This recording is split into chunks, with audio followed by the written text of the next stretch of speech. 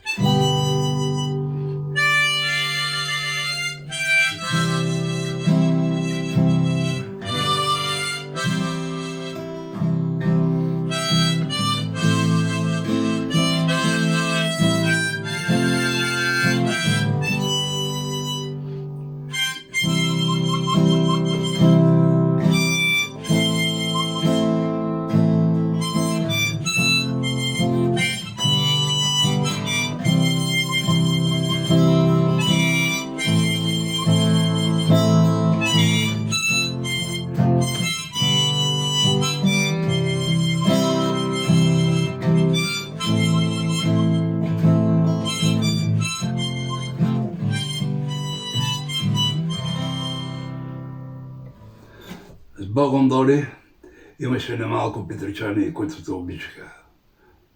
С Богом, наша красавица.